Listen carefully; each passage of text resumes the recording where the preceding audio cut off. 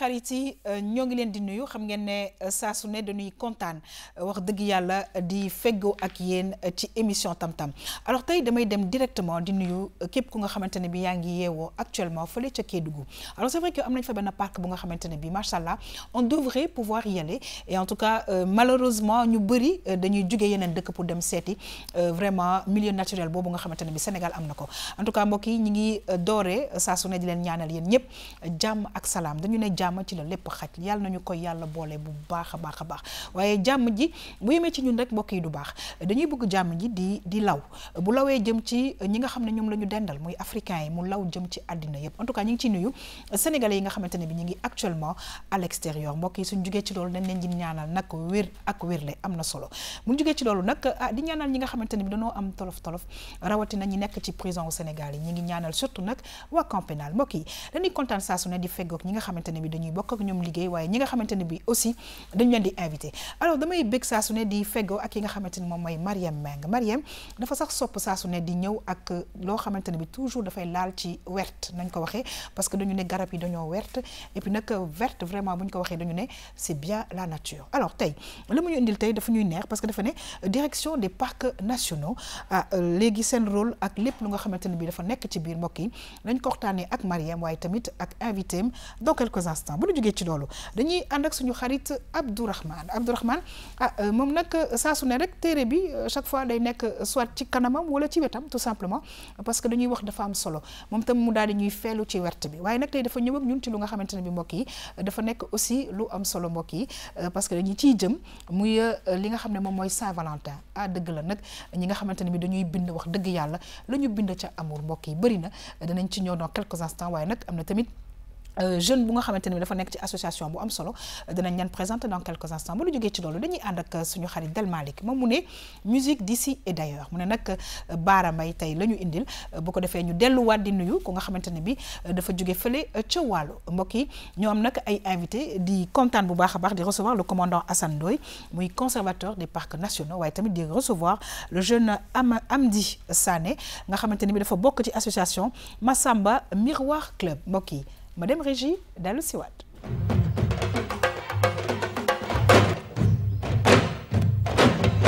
waaw saa su ne nag dañuy kontaan di feggoo ak yi nga xamante ne bi suñu xarit Abdourahmane c'est vrai que nag ab professeur saa su ne dafa war di yore ay kayit bu yorewul kayit yore téere kon nag dañuy kontaan saa su ne di feggoo ak suñu xarit Abdourahmane maa ngi koy wax sànq verte bi te nag vraiment dañu naan diggee bor la neewoon na ma nag saa su ne bu dul tenue traditionnelle bi rek dinaa ñëw ci tenue tubaab bi yore cravate waaye nag tenue traditionnelle bi macha allah rafet na verte bi rafet na ka choisir tamit ñoo ngi koy gërëm di ko sant bu baax a baax a baax Abdourahmane maa ngi lay nuyu c'est toujours un très grand plaisir à chaque fois de te recevoir nga coller à l'actualité et je te souhaite par anticipation une bonne fête de Saint-Valentin. Ouais, merci beaucoup yaa xam wax nga dëgg.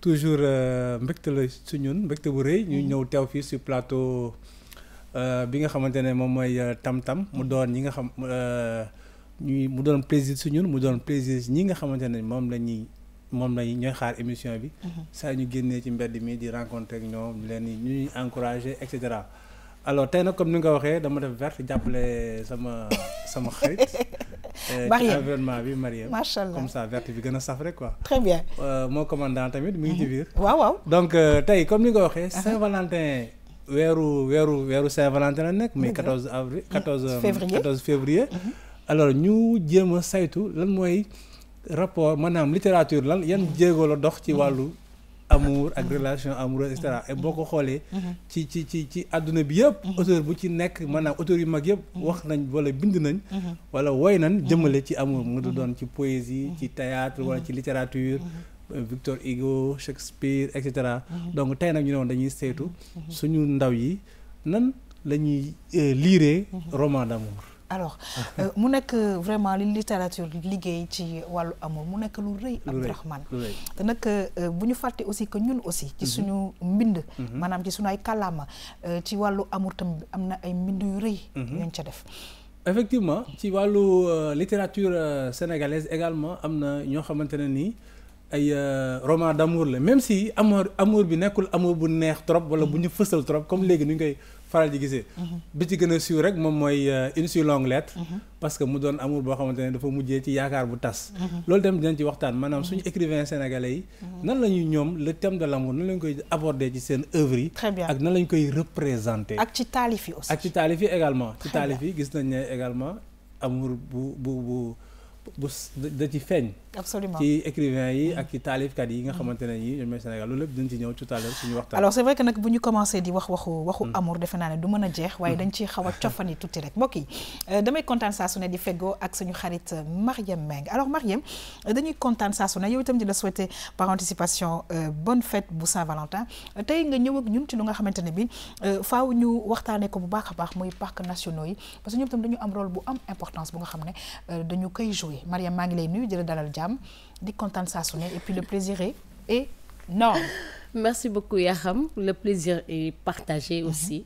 C'est énorme comme toujours donc dañuy kontaan bu baax ci fête Saint-Valentin bi nga xam ne yaa ngi ñu koy souhaiter ñun aussi ñu ngi la koy souhaiter bu baax di la ñaanal tam mbëggeel bu neex amiin ànd ak i rose yu neex oh c'est beau ànd ak i tawféex bu bari amiin ñu bokk waaw parce que mbëggeel bi di ko souhaiter ñëpp ñu nekk ci plateau bi ndax mbëggeel dafa neex yaa xam dëgg la daf lay dundal absolument da lay nekkal tout à fait day tax lépp looy def da koy mën te danga koy defee ci anam yu neex te wallaay dëgg la loolu neex na that's so nice d'accord loolu tey nag ci mbëggeel boobu la ñuy desandi itam yaa xam parce que tey suñ ne mbëggeel entre nit mais war nañu wax mbëggeel ci nature bi dëgg la wax mbëggeel ci animaux yi wax mbëggeel ci biodiversité bi en général wax mbëggeel ci li nga xam ne moom mooy faune et flore parce que on en a besoin absolument parce que li nga bëgg moom ngay préserver tout à fait li nga bëgg moom ngay téye dëgg la li nga bëgg moom ngay sàmm looloo waral tey direction parc nationaux yi ñu invité leen ñu wax ci mbëggeelu parc yi wax aussi ci animaux yi wax aussi ci forêt bi wax ci lépp li nga xam ne ñoom gestion boobu ci la ñuy doon alors ci biir loolu Marième c'est vrai que bu ñu sàmmul nature bi defe naa ne rose yu rouge yi nga xamante ne bi dañu koy bëgg ñu koy offrir defe naa ne duñ ci mën a jot en tout cas dinañ ci ñëw dans quelques instants mbokk yi damay kontaan wax dëgg yàlla di recevoir le commandant Assane Ndoye di conservateur des parcs nationaux mon commandant ñoo ngi lay nuyu di la dalal jàmm di kontaan wax dëgg yàlla ci sa teewaay fii ci émission Tam Tam. jërëjëf madame Yakham maa ngi kontaan trop si invitation bi nga xam ne invité ngeen ma ko fii pour ma mun a wax si suñu liggéey parcs nationaux mu nekk la nga xam ne vraiment lu jot la surtout période bi ñu nekk nii aussi pour mën a vraiment communiquer ak nit ñi donc vraiment ñu ngi bég bu baax a baax si invitation bi très bien te di leen di remercier inch'Allah dinañu ci xuus bu baax a baax mbokk yi dañuy dalal jàmm nag monsieur Amdi Sané maa ngi koy wax sànq mu nekk membre association Massamba Miroir Club ñoo ngi lay nuyu di la dalal jàmm di kontaan yow tamit ci sa teewaay ci plateau Tam Tam. merci beaucoup salaamaaleykum Yakham salaamaaleykum waa plateau bi salaamaaleykum également mboolem ñiy seetaan jotaay bi donc foog naa mbégte mi fii la ëppee ndax kenn nga si ñun kenn nga ci Baye Massamba Gueye mi nga xamante ni bi moom la ñuy dippee suñu association donc am mbégte bu baax teew fii ñaan yàlla omat kàddu yi ba lépp li nga xamante ni bi dinañ ko fi wax rek mu jëriñ nit ñi. très bien alors ça commence très bien parce que defe naa ne loolu xaw ngeen ko jëlee ci le professeur Massamba Gueye wax nga ba ne ñu omat kàddu yi kon nag defe naa ne wolof bi mi ngi dugg bu baax a baax te dinañ ci njàng ñu ni tamit mbokk yi dañuy ñëw ak ñeen nag ci li nga xamante ne bi moom mooy environnement ànd ci ak suñu xarit Marième Meng alors ñoo ngi koy wax sànq tey dañu ñëw di waxtaan ak yéen li nga xam ne moom mooy direction des parcs nationaux ak vraiment rôle bi nga xamante ne bi daf ko am ci préservation biodiversité bi mbokk yi léegi nag pour ñu waxtaanee ko ba ca kanamee dinañ jokkoo ak mon commandant bi nga xam ne présenté nañ ko waaye ñu dem xool lan la ñu ci Marième Meng indil mbokk yi dellu si waat.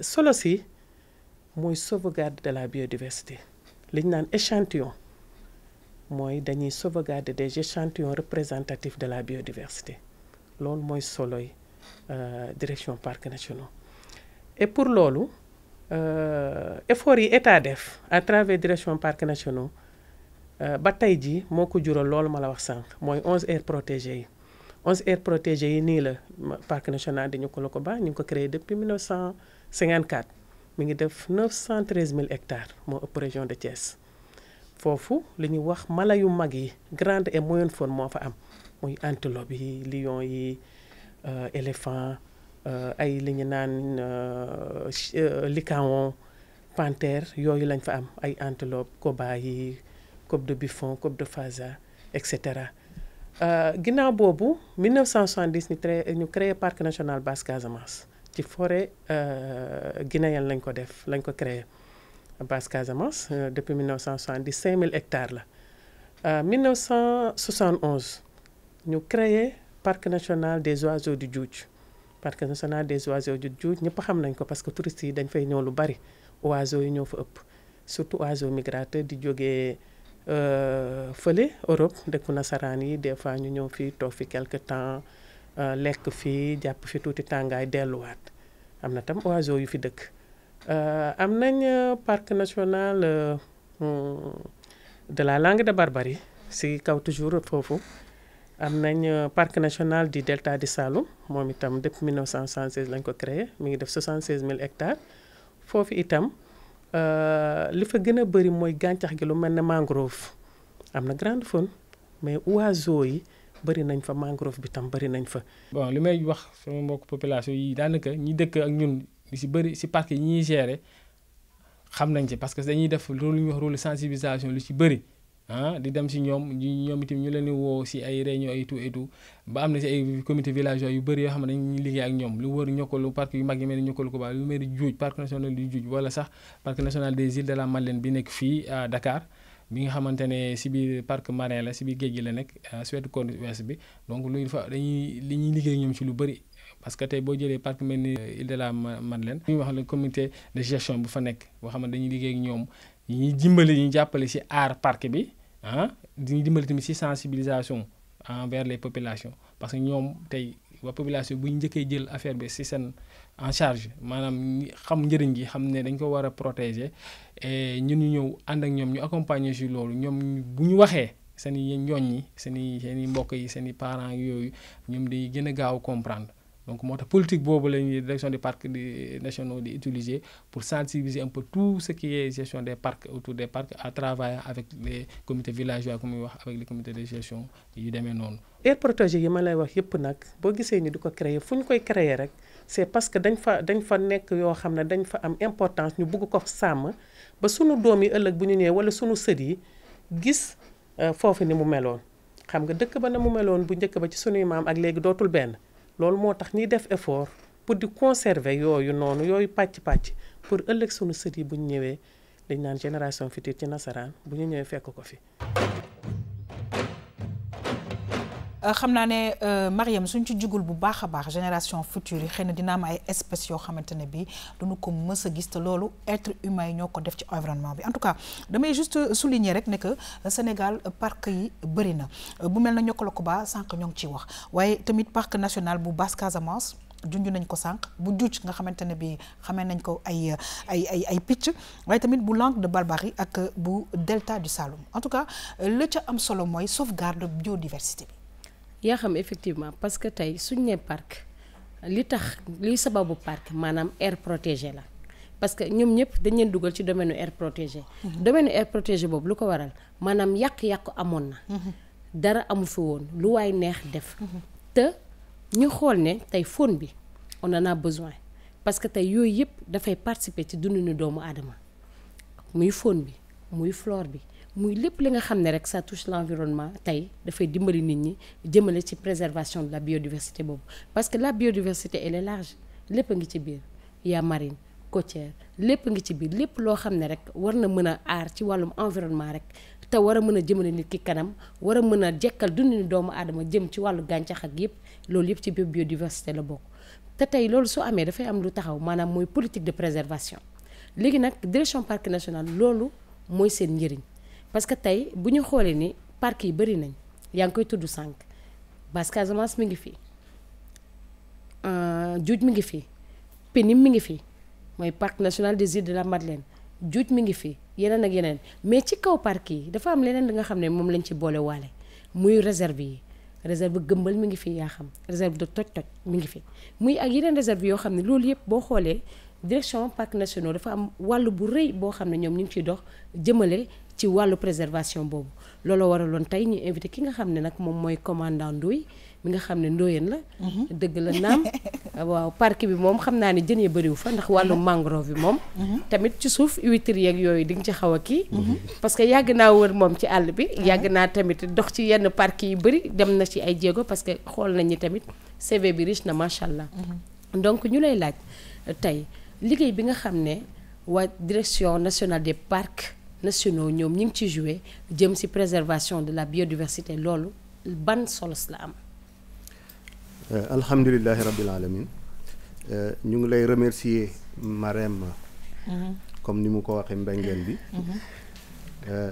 liggéeyu parc man damay kontaan pour wax si parce que dafa nekk la nga xam ne su ma ko jëlee si ñetti fànn dafay wane njariñ bi fànn mu jëkk bi mooy comme lu ñu wax aar gàncax bi ak rab yi aar gàncax gi ak rab yi ok soo xoolee si biir parc yi foofu ngay fekk lii si ëpp en tout cas Sénégal yépp lii si ëpp si rab ak si gàncax maanaam xeetu rab ak gàncax si biir parc yi lañ koy fekk donc ñun la ñuy wax les gardiens de la faune sauvage la vie sauvage très bien loolu mu importance benn importance beneen importance yi mooy suñ jëlee wàllu recherche scientifique parc yi dañu nekk lu ñuy wax ay laboratoire à ciel ouvert maanaam université yi lu si bëri seen ndong yi dañ leen di yónni si biir parc yi pour ñuy def seeni gëstu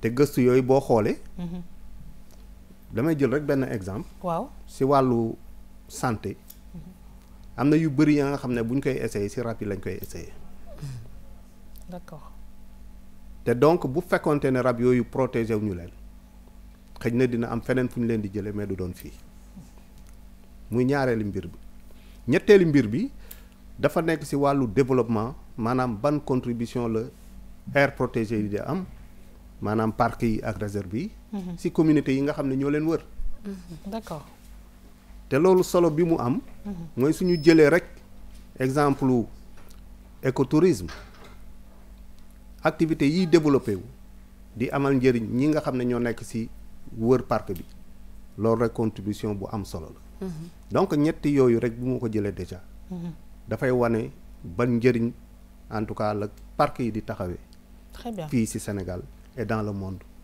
entier. d'accord donc ràññee nañ ne maanaam solo si bëri na lool parce que tamit implication population bi lu am solo la mais population boobu tey ñoom ban rôle la ñuy jouer ak ban pàcc la ñu am ci biir parc bi parce que gis nañ ni des fois am na yenn parc rare na nag yoo xam ne population bi ñu ngi fay def maraîchage à part maraîchage boobu ak ndax dafay am accompagnement wala tey dañ leen di bàyyi ku nekk fu nga ñëw nga jël fa bay fa ak ban politique d'encadrement lay am foofu.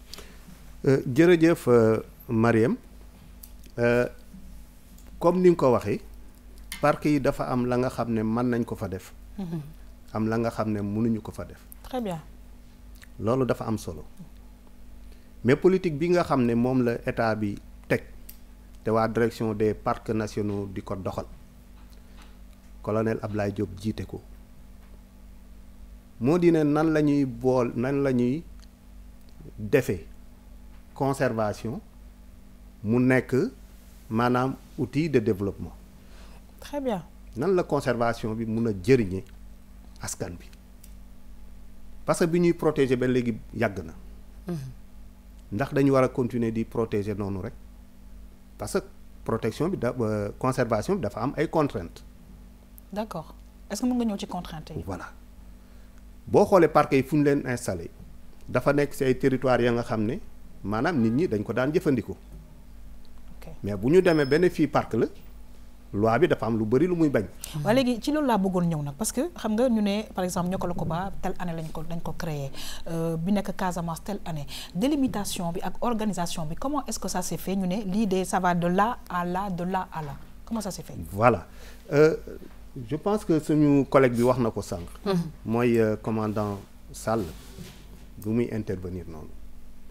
parc national bu Niokolo-Koba moom mooy premier parc bi nga xam ne par décret colonial lañ ko créé fii Sénégal. D'accord. mais parc bi jëkk mooy parc Basse Casamance bi nga xam ne moom la wax.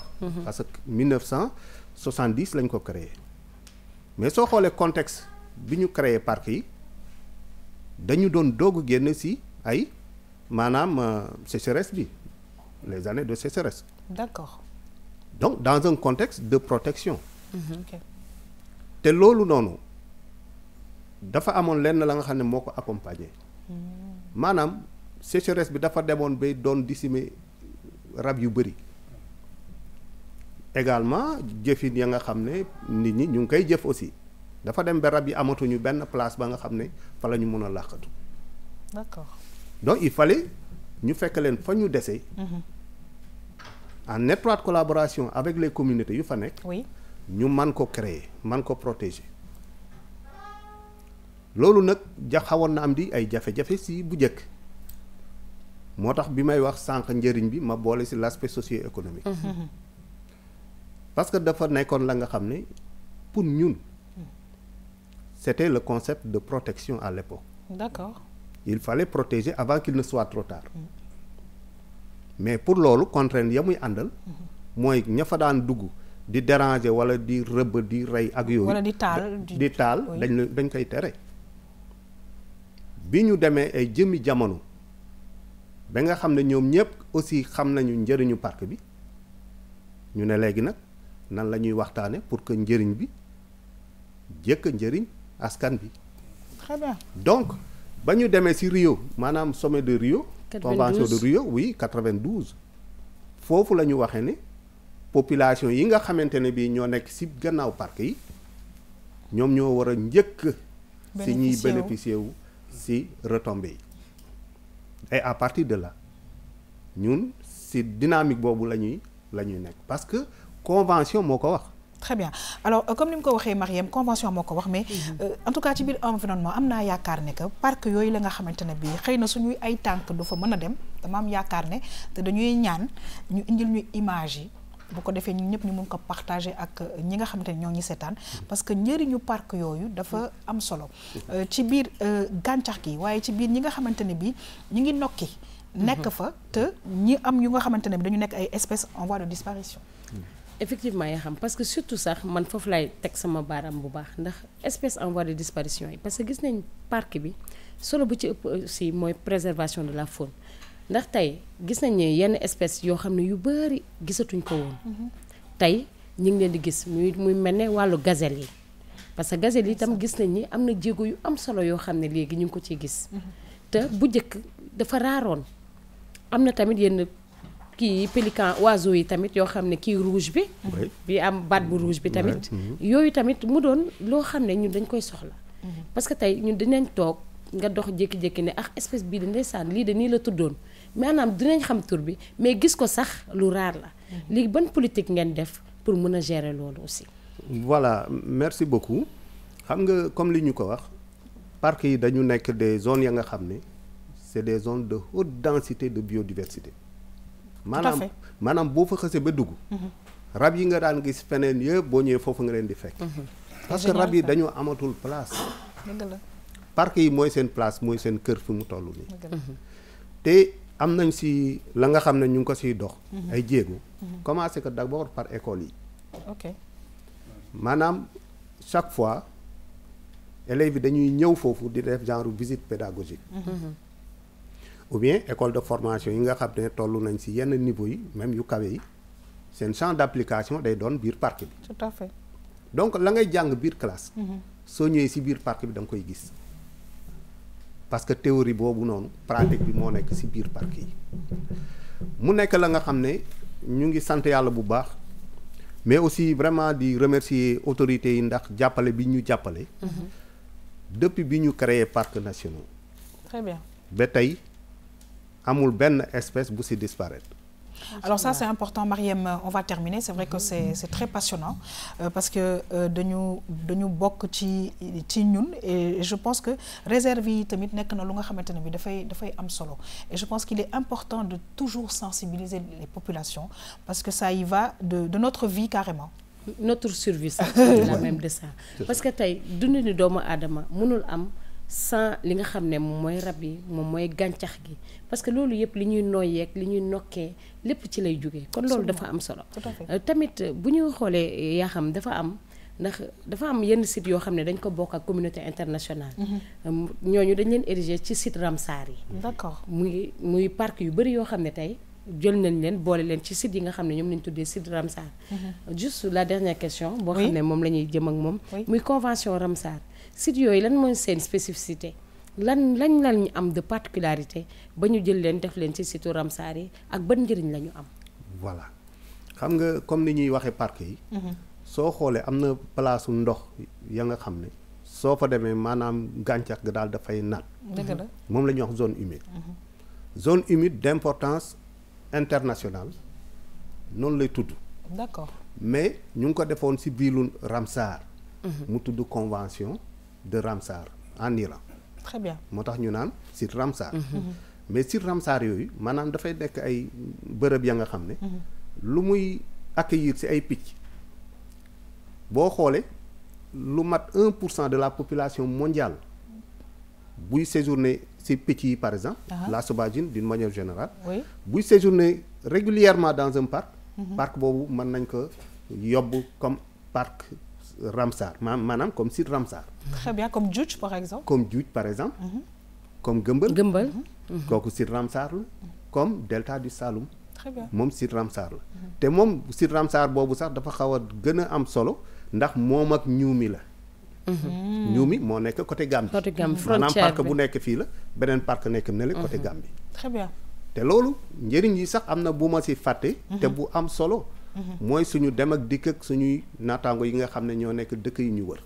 à travers ces réserves par exemple transfrontières maanaam benn réserve lay doon mais ñaari dëkk koy bokk très bien mooy comme Djoudj ak Diaoling Mauritanie comme Niokolo Badiar Niokolo Koba et le Badiar en Guinée mooy comme également le delta et le Ñuumi du Saloum. Très bien. Alors, je pense que c'est un sujet très passionnant et qu'on a envie de découvrir et de connaître. Mais rendez-vous, Marlène Koydorchi, en pleine nature, animé par notre amie Mariem. Peut-être un dernier message au commandant Hassan Ndoye. Ouais, rapidement, avec Abdourahmane, parc national, il y a am solo motax à chaque fois tam di baax ñuy waxtané lu bari ci sunu réew parce que nek na lu bok ci ñun lu nga xamantene bi xeyna ñu bari xamuñu njëriñu parc national. dafa doon loo xamante ne dafa am solo parce que ni ko moo commandant waxee li mu laal moo bari économie politique parce que géopolitique société wàllu culture société et cetera li mu laal moo bari alors man ma ci profité di nuyu sama mbokk parc de Hann nga xamante ne des fois ñu doxantu fa par dimanche waaye ne également genre parc yi day jouer am na benn rôle bi muy jouer aussi ci cadre de vie bi. Absolument. Parce que day permettre améliorer qualité de l'air bi parce que gàncax yi dañuy xëcc CO2 bi carbone 14 bi et day tax wàññi pollution bi loolu tamit am na solo di jaajëfal également ñi nga xamante ne ñoom ñooy liggéey ci parc bi parce que am na liggéey bu am solo bi ñuy def peut-être que caméra yi miinuñu ko trop population bi xamuñu tellement liggéey bi ñuy def c'est extrêmement important. Très bien. Alors dañuy nuyu justement le commandant Ndiaye ñu bàyyi la un dernier message peut-être à l'endroit des populations yi nga xamante ne bi ñoom itamit bokk nañ ci seen liggéey parce que sensibilisation bi tamit dafa am solo. Merci beaucoup Yakham. Sama message bu mujj bi rek mooy di ñaax population yi ñu gën a jàpp ndax parc bi seen bos la ñoom ñoo ko moom maanaam fu parc nekk ña fa nekk ñoo ko moom dëgg la ñoo koy jëriñu donc bu ñu ko yàqee seen bopp la ñuy yàqal te at dinañu jëm benn jamono soxna si wax na ko sànq nga doon xam ay picc sa doom laaj la picc bii nu mu tudd nga ne xaw ma ko dëgg la te boo demee ci parc yi pourtant nga fekk ko foofu donc loolu yëpp dafa nekk la nga xam ne liggéey bu ñuy liggéey tey pour suñuy doom la ëllëg. Très bien alors nu ma ko waxee mon commandant liggéey bi ñuy liggéey mbokk yi pour suñu doom yi ëllëg parce que tout simplement dafa am lu ñu fi fekk loolu ñu fi fekk nag dañ ko war a préserver c'est un devoir tout simplement alors ñu ngi sant di gërëm bu baax a baax Mariam Meng ci lu mu ñu indil tey dana ko gën a yaatal ci en pleine nature waaye nag di remercier bu baax a baax le commandant Assane Ndoye muy conservateur bu parc nationaux yi kon nag njëriñu parc nationaux yi jot nañ cee cof tuuti ci biir émission bi mbokk yi ñu daal di xuus nag yegg si ci li nga xamante ne bi moom mooy littérature ànd ci ak suñu xarit Abdourahmane sànq ñoo ngi koy wax c'est vrai que mois bi nga xamante ne bi ci la ñu nekk nii muy mois de février ñëpp dañuy xel day dem ñuy xalaat bu baax a baax li nga xam ne moom mooy Saint-Valentin ñu ko fas yéene nag célébrer incha allah après demain muy fête boo xamante ne bi dañ ciy wax mbirum mbëggeel daal mu nekk lu nga xamante ne bi kan moo mieux placé mbokk yi pour vraiment célébrer ko lu dul li nga xamante ne moom mooy littérature parce que xëy na dañ buñ la ko waxee waaye léeg-léeg buñ la ko bindee man daf may neex torop c'est comme si ñu ne bind ak wax amour mbokk yi dañu koy bind di ko way di ko ay expression en tout cas c'est tellement énorme que des fois comme j'ai dit tout à l'heure man bind bi daf may neex parce que buñ la waxee je t'aime xëy na buñ la ko bindee avec les mots qu'il faut je pense que ça donne un autre sens à justement cet amour là léegi nag mu nekk aussi ay romans yu nga xamante ne bii xàmme nañ ko ci wàllu mbirum bëggante waaye loolu lépp mbokk yi du ma def rek lu dul dem xool tey lan lañu ci Abdourahmane indil mbokk yi dellu si waat mën a yaatal waxtaan bi bu baax a baax ci plateau Tam Tam. mooy poème à ma muse mu ngi jógee ci recueil de poèmes bu ñuy naan mot à mot écrit par les écrivains de la mode plus particulièrement Ousmane Mangassa moo ko bind. Sama roman préféré Reflet du passé de Galas Diop. Poème Le Lac de Alphonse de Lamartine. À ma muse poème bu neex la poème d'amour buy wax non pas pour dem wuti ki nga bëgg mais yow yaay xaar ki la bëgg ñëw fekk si la. benn histoire benn xale bu jigéen la bu gisanteeg benn waay mais il était un peu moom moo ko gënoon mag tuuti genre après par la suite ci lañ xamante am benn relation bu ndaw ñoom ñaar mais ci biir relation bi xale bu jigéen bi dafa ëmboon et c'était des jumeaux dañu màgg xamuñu seen papa xamuñu seen yaay parce que parents ku góor ki c'était un Marocain parents mi nanguñu woon pour mu nekk ak une Sénégalaise donc par la suite dañ leen séparer finalement xale yi dem ba màgg xamaguñu seen papa c'est grâce à leur ressemblance ci lañ xam ne kii mooy suñu papa et ci benn magazine lañ ko découvrir en fait.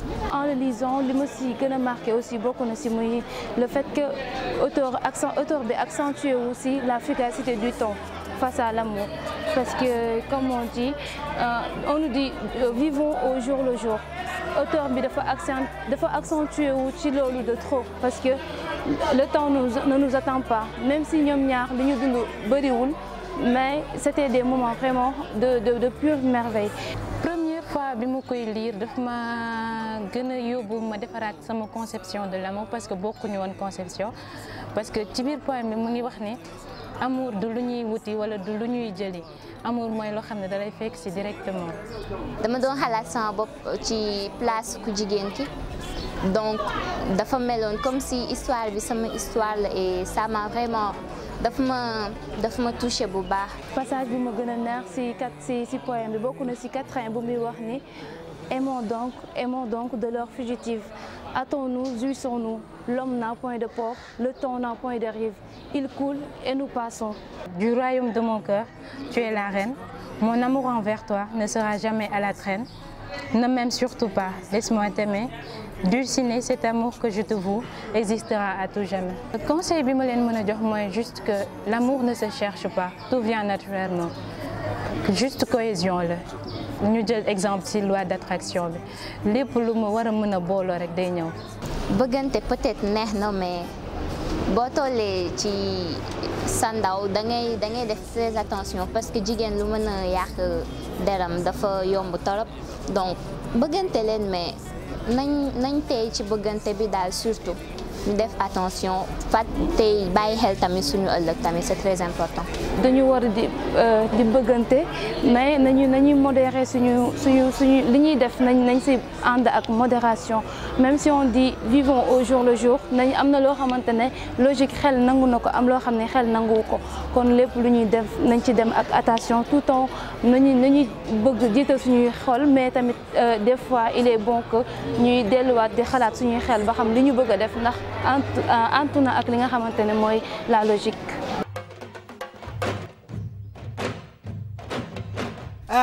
doy na waar daal Abdourahmane kon nag Saint-Valentin bi ma nga noonu daal mais en tout cas ci wàllu littérature bi nga xam ne moom nga ñu ko indil tey mu mel na daal écrit yi bëri na te sens yi c'est tout simplement extraordinaire. oui yaa xam nga buñ ne amour dañuy wax romantisme.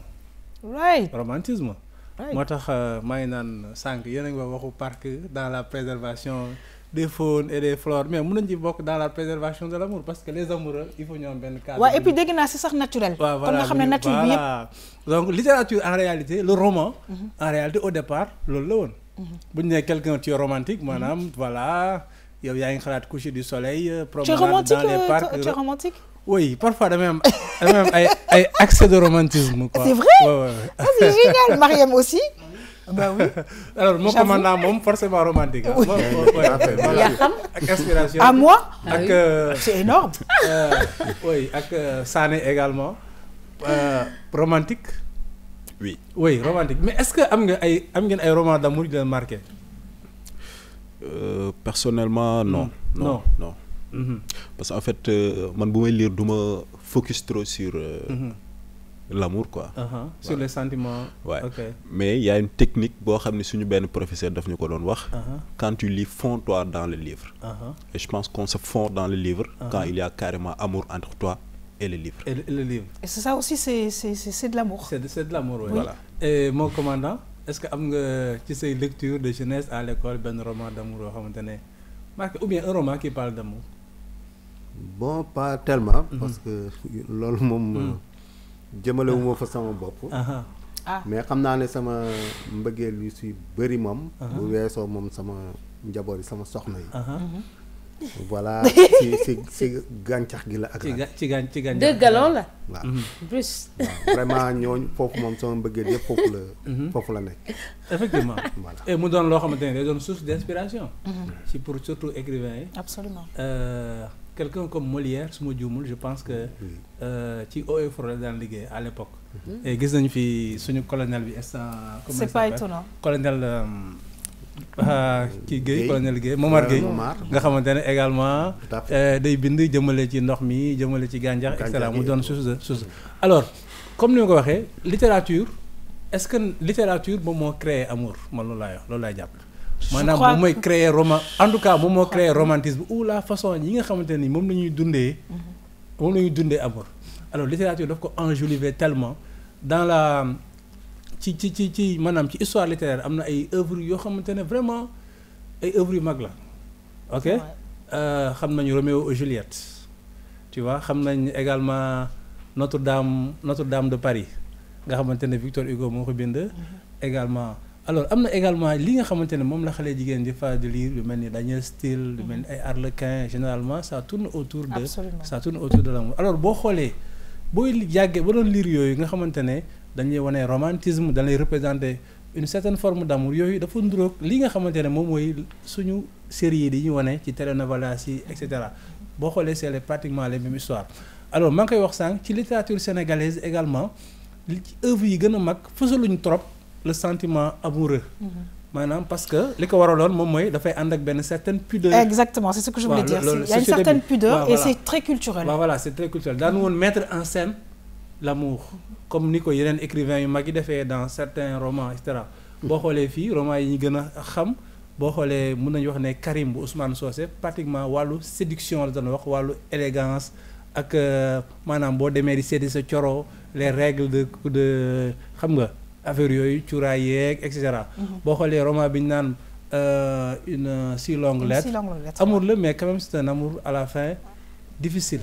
xam nga douloureux mooy donc La collégienne également c'est des romans yoo xamante ne nii dañuy aborder thème bi mais duñ ko fësal trop. Alors, on aurait pu citer Maïmouna, tout ça, etc., etc. Donc, la bibliothèque risque d'être remplie si on parle du thème de l'amour. Si on parle du thème de l'amour. Alors, tey nag suñu invité bi xam naa ne également ces auteurs ak écrivains yi nga xamante ne nii jot naa ko citer nekkul loo xam ne sans doute loo xam ne miin na ko parce que moom day doon koo xamante ne nii dañuy wër ci dëkk di fa distribuer ci dëkk-dëkkaan yi di fa distribuer ay livres. Très bien. Alors ñu bokk mu doon Barham comme ni ñu koy waxee Amdi Sané bokk ci association bi ñu naan Massamba Miroir Club mu doon en hommage au professeur Massamba Gueye. ñëpp gis nañu liggéey bu rafet bi muy def ci wàllu culture ak wàllu également incarner valeur africaine. Donc suñu demee ba gis ay ndaw yoo xamante ne dañuy roy moom ba séddale ko seen tur association day doon loo xamante ne ni vraiment dañ ciy fier. Très bien. Alors seen projet bi mi ngi tudd un village des livres. nga wax ñu tuuti Amdi lan moo tax lan mooy seen objectif via association boobu ak programme un village des livres. Ok, donc d'accord di leen remercier d'abord encore une fois ci invitation bi. ngeen baal ma rek ñu ñaanal peut-être suñu frères yi nga xamante ni bii démb ñoo génne àdduna ci li xew Tamba. di ñaan yàlla na fa yem. Alors Massamba Miroir Club benn association la boo xam ni ay ndaw ñoo ko taxawal dippee ko docteur Massamba Gueye ngir delloo ko njukkal waaye delloo njukkal itamit képp ki nga xamante ni bii da ngay yëngu ci wàllu aada ak cosaan. dañ jàpp ni bu nee Massamba Gueye rek mboolem kuy yëngu ci wàllu woowu noonu di nga ci gis sa bopp. ñu taxawal ko jàpp ni moom li nga xamante ni bii mi ngi koy def. ngir fësal aada ak cosaanu réew mi ak dendub nit ku ñuul gi ñuy wax Afrique bu amee ay ndaw yoo xam ni jege nañ ko amaana loolu dina gën a mën a yomb. looloo waral ñu ñëw jege ko ngir taataan ci moom ngir itamit mën a séddale tuuti li nga xamante ni bii ñu ngi koy jëlee ci moom ci gàttal loolu mooy li nga xamante ni bii moo tax a jóg association bi. biñ koy taxawal nag yëgaluñ ko. danoo toog gis ni war nañu ñu taxawal ko dem wax ko mu ànd ci ak ñun ñaanal ñu ci ñu am ci ndogalam itamit. alors ñu nekk ci benn projet bu tudd un village des livres. D'accord. ñu ngi ci 2e édition bi donc li ko sabab mooy ñu bëri ci ñun ci nekk ci association bi ci région yi leen jàngee. te bi ñu fay nekk dañ doon am problème documentation da nga doon bëgg a lire mu jafe la. nga bëgg a dem cyber mu jafe la. bokkut ak tey nga xam ni internet peut-être xaw na accessible un peu. mais ñu gis ni ba tey sunu ay rakk ñi ngi ci région yi di daj jafe-jafe yooyu. D'accord. ñu ne nag yoon la. ñu jéem a teg jéego ngir taxawu leen tuuti. li nu bëgg nag mooy dajale ay livres nu mu gën a bëree gën a baax. bu ko defee ñu dem jox leen ko amaana dina bokk ci liy ñoŋal seen jàng. waaw mu doon initiative boo xamante ne vraiment c'est initiative parce que foo toll léegi ñi ngi regretter le fait que les jeunes ne lisent pas. xale yi liiratuñu et cetera am na ñoo xamante ne bëgg nañoo lire mais peut-être amuñu accès aux livres. et parfois livres yi fi ñu war a egg maanaam Dakar dañuy gën a concentré dans les villages donc initiative la boo xamante ne en plus que ay ndaw. ñoo ko jël pour jox seen moroomu ndaw ay livres. alors li ma bëgg a laaj am di moom mooy nan ngeen di def pour collecter livres yi nga xamante ni yéen yóbbu ci village yi ak soo mënee ñëw aussi ci édition passée yi. yan village ngeen jot a jox ay livres. bon donc première édition bi mun nañ ko woowee woon phase test. benn seetlu. ñu jàppoon ni bu ñu joxee 10 villages atteindre nañ suñu objectif. yàlla jàppale ñu ba mun na maa wax ni jox nañu lu ëpp 10 villages ay livres. dem nañu ba fu mel ni ay dëkk yu tudd Walalde. ay Mbumba nga xam ne ñi ngi nekk dans la région de Saint-Louis. voilà. ay Sokone fi ma jàngee. dem nañu fa ñaata livre ngeen jot a joxe. bon mënuma wax exactement nombre bi ni mu toll. D'accord. voilà parce que ni ñu doon joxee dafay wute des fois benn lycée dinañ la solliciter nga jox leen lu tolloog 4 wala 5 cartons. te carton bi ci nekk gàtt dina am 100 livres yu si nekk. Très bien. voilà mais du ñu doon am nombre exact bi. Très bien. parce que daaw ñu doon jàpp du ñu doon bàyyi suñu xel en tout cas ci nombre bi ñuy joxe. ñun li doonoon suñu li ñu gënoon a yitteel. mooy fexe rek ba lycée wala CEM bu nekk ci jafe-jafe. D'accord. ñu jéem la ñëw taxaw suñu kéem kattan donc loolu lañ defoon ci première édition bi. naka ngeen di saytoo lycée yi nga xamante ne dañu am problème mu. des fois ñoom ñoo ñuy woo. ok ñoom ñoo lay woo bu ñu déggee lii par exemple benn day xaw a tontuwaale tuuti li Abdourahmane doon laaj mooy naka la ñuy def ba xam yan école ñoo soxla ak yooyu. souvent ñun bu ñu publier suñu projet sur les réseaux sociaux. D'accord. Facebook Instagram ak yu demee noonu. ñaare nit moo koy gis ne la kat man sama école soxla na ko. D'accord. te taxaw seetloon bi nga xamante ni bi tam lu am solo la mooy ñun village yi lañ doon ciblé mooy région yi. je me suis rendu compte que ce manque de documentation est également remarqué au niveau de Dakar. Très Vous bien. voyez des lycées comme Tivaouane Peulh, des lycées comme Jaxaay ou Bargny mais da ngay gis des nouveaux lycées donc il y a des professeurs yoo xam ne ñooy jël seen xaalis di dem ci marché luuma yi di jënd livre par terre di ko jox seen élèves. Très bien. Alors parlons de sensibilisation mon commandant. Je pense que ci parcs nationaux yi xam naa ne am na certainement soit des livres ou des documents. Alors je pense que ce serait bien d'aider justement ces jeunes yi nga xamante ne bi dañuy dem dans des coins très reculés du Sénégal pour di fa joxe ay téere. Effectivement comme ni mu ko waxee damay jël benn exemple rek soo jëlee réserve bu Somone communauté bi ba ñu liggéeyee ba at bi jeex am na benn année dañu jël presque lu mat 2 millions de francs CFA jënd ko lépp ay cahier ay bic ak yooyu pour jàppale école yi maanaam donc ñun li nga xam ne moom la ñuy def mooy partenaires yi ñu am tout le temps dañ leen di orienter ci wàllu développement au niveau communautaire maanaam ñiy wër parc bi donc muy école ya fa nekk yooyu yëpp ñun ci sensibilisation boobu la ñu nekk. Très bien. Alors Mariam rapidement ñu balaa ñu ñëw ci Abdourahmane mu nekk initiative bu nga xamante ne bi c'est vraiment à louer parce que comme ni mu ko waxee c'est vraiment des écoles yu nga xamante ne soxla nañu ay téere ñoom ñu def collecte bi donc lu ñu mun def rek ñun en tout cas c'est lancer un appel ñi nga xamante ne bi yore nañu ay téere mun ko jox ces jeunes ñu distribuer ko tout simplement. yaa xam l'initiative est noble parce que tey boo xoolee ñun am na livre yoo xam ne man le site de Corneille bi ma doon lire sama papa moom la doon lire. kon nga xam ne loolu njariñ la parce que tey di nga gis koo xam ne dajale na livre téye ko lire ko ba noppi xam na ko am na ci solo mais bu ko dajalee tey ne xaaral ma jox ko association Massamba dina mën jëriñ keneen. Absolument. loolu it jëriñaat keneen ak keneen. tamit loolu dafay wane rôle aussi préservation bi ba tey. parce que tey livre soo ko yoree war cee jàng élève bi war naa xool ni lii war koo xotti. war na xam anam yu sell yu mu koy doxalee. ba xam ne beneen moroomam war na koo mën a jëriñ. te ndeysaan fekk ne amul moyen. Alors c'est vrai que Abdourahmane lu mu wax tamit dëgg la mooy que joxe livre yi c'est très bien mais wax leen aussi naka lañ koy conserver ba ñeneen mën cee jëriñu. Effectivement mu am livre boo xamante ne alors lu am livre boo xamante ne nii dina mën a jàll de génération à génération. Tout à fait. Exemple yi bari na man damay fàttali les frères Karamazov bi ma koy lire également suñu kër laa ko fekk donc c'est important. Alors que xale yi nekk ci benn environnement boo xamante ne dafa am ay livres aussi ñu koy màggale. Alors lecture dafa am solo Nelson Mandela moom moo ne a reading nation is a leading nation mooy dëkk buy lire ca kanam la jëm et day jiite loolu c'est extrêmement important surtout ñu soxal ko ci ndaw si. Alors yéen nan ngeen def ku leen bëgg a jox livre léegi nan lay def. ku ñu bëgg a jox livre mën nañu woo wala bu ñu contacter via Facebook Massamba Miroir Club on est très actif sur Facebook. wala aussi mu contacter ñu personnellement. Je sais pas si on peut donner les numéros ou pas. Allez-y toujours, de téléphone, allez-y toujours. voilà, merci. Donc, on peut nous contacter via le 77 917 77 61. Voilà, fu ñu waay woo foo nekk ci Sénégal dinañ fa dem jëli livre yi incha allah jox ko xale yi. D'accord. Oui, Abdourahmane. Excellente initiative. Ñu leen donc encourager et que voilà je pense que tam aussi li moo ko tax a toog. encourager wane initiative positive yi nga xamante ne surtout jeunes yi ñoo koy jël. et jëmale ko ci ñeneen ci moroom jeune pour mu doon loo xamante ne lii dafay développer wala soxal askan bi. Absolument. Alors mu doon benn question bu ma la mujjee laaj. yéen a ngi jox ay livres mais est-ce que di ngeen inciter aussi maanaam soo demee benn dëkk est-ce que di ngeen fa toog pour inciter dafay atelier pour ñaax xale yi aussi ñu lire. Donc des séquences de lecture. Pertinente question. Parce que comme ni ma la ko waxee rek on a eu la chance de développer le projet en une fois. muy première édition bi. dañ doon joxe rek après wàññeeku quoi. mais sooy rendu compte que peut-être liñ ci doon jublu amu ci.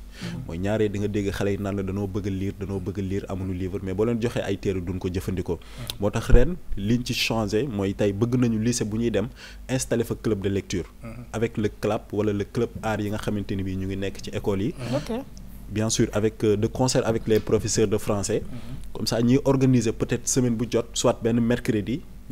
woo élèves yëpp ñu toog ku nekk ñu jox le livre nga lire ko ba fi nga yem nga def benn genre semi-exposé donc defe naa stratégie la boo xam ni peut-être ça va inciter aux élèves de lire et on prévoit bu fekkee mooy am na ñu def ay genre concours de lecture après di primer les meilleurs élèves peut-être que loolu dina xaw a ñaax élèves yi ñu lire. Très bien. Alors Abdourahmane li nga wax sànq li Nelson Mandela wax c'est tellement vrai. Je veux dire les lead country comme tu l'as si bien dit. Honnêtement. soo demee seen dëkk da ngay gis ne que. koo gis mu ngi yore. Effectivement, un pays comme enfin un continent comme l'Europe. les États-Unis je veux dire un pays comme les États-Unis da ngay gis ne que lecture dafa am solo ci ñoom te c'est voilà c'est partout où on le constate dafa doon ci seen habitude de vie la bokk. exactement en Chine aussi loolu mooy li nga xamante ne lii nit ñi seetlu nañ ko mu doon dëkk bu bëggee jaar ci phase de développement il faut mu lal ko ci xam-xam. absolument et xam-xam ci livre lay nekk. très bien amoon na lu américain dana wax surtout américain blanc yi ci wàllu jamonoy racisme nee na soo bëggee xañ benn affaire boo bëggee benn affaire boo xamante ne noir yi bañ ko xam bind ko ci livre. xam nga loolu c'est un propos raciste. mooy noir yi du ñu lire. c'est des ignorants. mais ils lisent beaucoup maintenant. ils lisent beaucoup tendance boobu nag. oui il faut ñu dindi ko. xam ne suñu dëkk yi ñi di wootee émergence développement mënuñu ko lal ci du ci lu wàllu xam-xam et xam-xam ci livre ak lecture lay commencer. très bien donc suñu gisee initiative nga xamante ne ay jeunes ñi ngi ñaax seen moroomu jeune ñu lire loolu dafay dal xel. très bien alors on va terminer sachant que à chaque fois dañuy recevoir beaucoup de jeunes auteurs. donc ñoom itam ñu ngi leen di woo. joxe livre yi pour que vraiment ñëpp mën cee jot. effectivement man aussi xam naa dinaa génn dara ci livre. ci sunu bibliothèque bi xanaa joxe ko yóbbu ko ci village yi. alors nga wax ñu yan village ñoo leen nar a xaar cette année pour nga jox leen ay livres est-ce que am na ay points yoo xamante ne déjà ciblé ngeen leen ci Sénégal. pour terminer. voilà donc pour terminer yaakaar nañ ni dinañ delluwaat Fatick. waaw demoon nañ fa dinañ fa delluwaat parce que ñi ngi jot ay sollicitations yu fa jógee. Saint-Louis tamit fort probable que ñu delluwaat fa. très bien en attendant ñi ngi jot ba tey ay demandes. voilà mais gars yi du ñu spécifier exactement fan lañ jëm mais bu ñu paree ba toll ci war a joxe. dinañ def déplacement dem xool lycée bi après doog a ñëw andi ay livres. très bien en tout cas ñu ngi vraiment leen di remercier bu baax a baax au nom de toutes les populations yi nga xam ne jotum nañu recevoir livre am na ñu nga xamante ne bi certainement incha allah téere yi dana fa yegg en tout cas très belle initiative ñu ngi souhaiter bon vent justement à cette association Massamba Miroir Club ñoo ngi lay gërëm di la sant bu baax a baax ça a été un plaisir de vous recevoir monsieur Amdi Sané. Voilà, merci à vous également pour l'invitation encore une fois parce que c'est pas évident. Les minutes à la télé c'est quelque chose de très cher. Donc appel bi ñuy lancer rek mooy di woo ñëpp.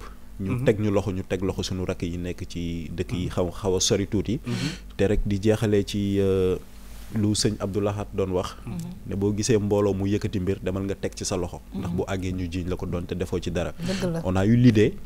on appelle tout le monde à ce qu'ils viennent nous supporter. très bien que ñu jàppale suñu te la ma ci jàpp mooy àddina léeg-léeg di gestu sa ginnaaw.